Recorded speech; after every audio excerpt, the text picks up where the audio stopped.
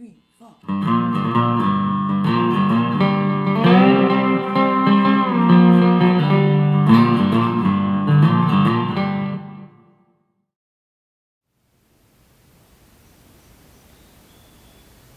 Hey you guys, this is Janice Wilson Hughes, and we're here in my Evolution Stoneware Pottery Studio for a quick tip today on homemade DIY pottery scoring tools. Scoring tools are something like this serrated metal rib that you would use to put scratches or score marks in pieces of clay that you want to join together. By having those scratches there, usually you'd use water or slip as well as the scratches. The two pieces sort of intermingle together and create a stronger bond when you're putting two pieces of clay together. And there are some great, basically free, repurposed household items that you can use to make your own scoring tools. This is great if you're in a classroom, workshop, summer camp type of situation, or if you just want to have some extra tools around. A lot of us have these disposable Scotch tape dispensers around now. You might have these in your house, in your office, in the classroom. Usually when you use up all of the tape, you put this in the recycle bin. But you can use this directly as a scoring tool, and the thing that I love about it is that it has a great ergonomic grip to it. Whereas this can be kind of hard on the hands to hold on to this thin metal rib, especially if you have some sort of arthritis or hand problems. This has a much more neutral grip.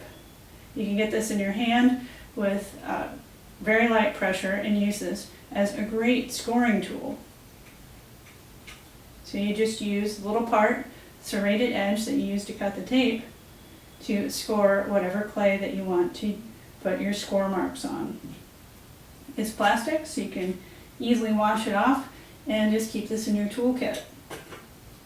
Now the other one, we're going to repurpose the serrated metal edge from something like an aluminum foil box that's empty, or it could be a cling wrap box or wax or parchment paper box. So we're going to use the metal cutting edge from the box along with, in this case, some old junk mail plastic cards to create a tool like this. And this is almost just like our store-bought serrated metal rib, and we're going to use these plastic cards as a handle, a piece of that metal cutting surface from our box glued in between there, and you've got a great scoring tool.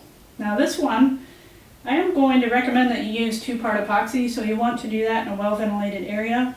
You may not want little kids doing it, but you could experiment with different types of glue that will stick to the metal and the card. But this is a very sturdy tool, and you can make several of them from one empty box. So here's how to make this guy. First, I want to carefully remove this serrated edge. Now, you might want to wear gloves when you do this. I'm going to use a multi-tool set of pliers, and I'm going to get a hold of it. Just pull it away from the box.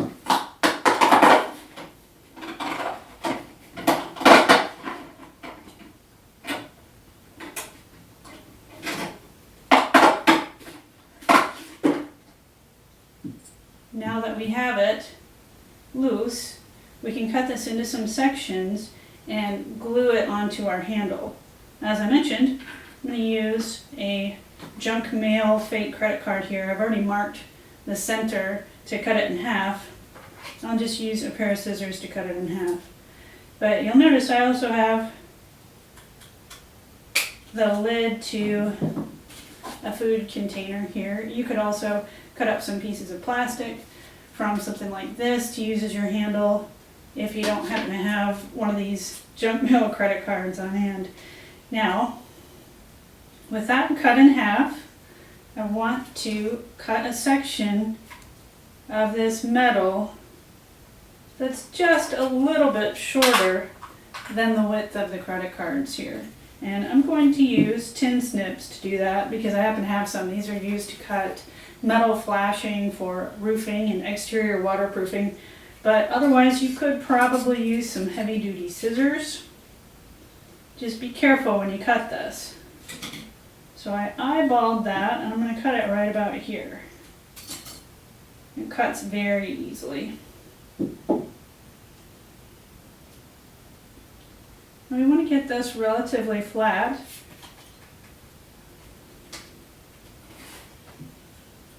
I'm going to use my multi-tool pliers here to just flatten out these little sections that were used to attach this to the paper box.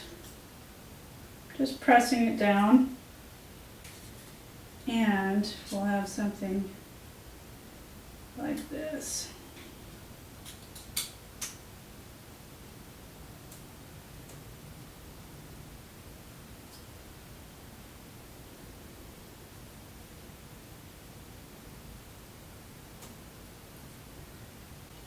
Well, the way this epoxy works is there are two different substances here in the tube. When you squish it out, they'll come out separately, and you need to mix them together so that they'll have a chemical reaction and form the glue that will make this metal stick to the plastic.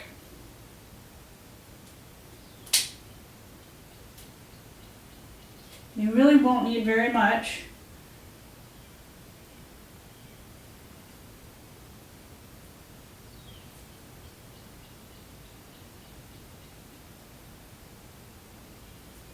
We need to blend these two together.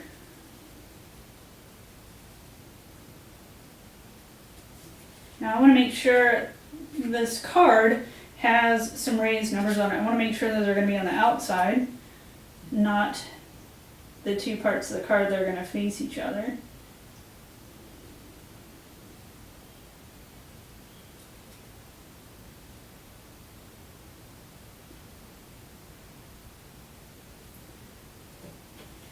And it's always a good idea to use some disposable gloves when you're working with epoxy, in case you get it on yourself. You can wash it off if you do it really quickly. For the sake of this demonstration, I'm being cavalier and crazy. No gloves.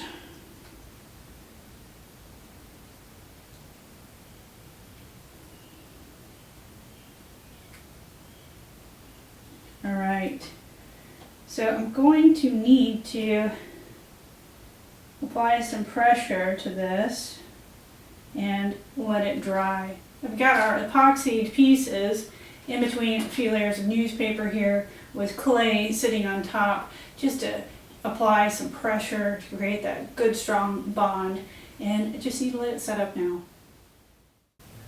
Alright you guys, I hope that helps. Please remember, reduce, reuse, and recycle wherever possible. I hope you guys have a great day, and I'll see you later. Bye. If you're into ceramics, please check out my DVDs and instant video downloads that are available on Amazon. All you have to do is search my name, Janice Wilson Hughes, and they'll pop right up. I think you'll really get a lot out of them. I'd love to be friends with you on Facebook.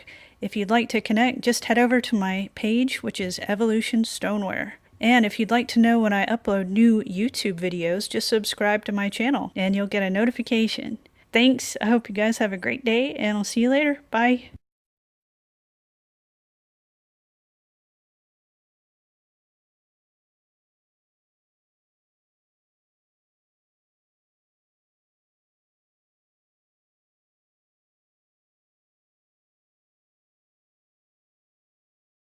If you appreciate these free videos that I put together for you guys, please consider making a small donation to my channel. I would really honestly appreciate it more than you guys could probably imagine.